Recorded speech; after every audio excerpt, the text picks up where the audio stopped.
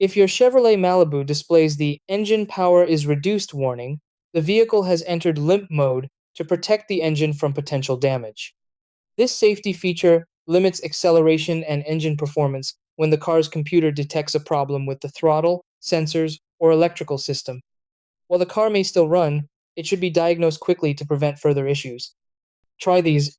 1. Scan the vehicle with an OBD2 scanner to check for diagnostic codes such as P2135, P121, or throttle body related errors.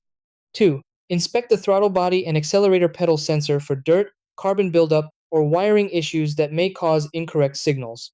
3. Check the battery and electrical connections, as low voltage or corroded terminals can trigger reduced power mode.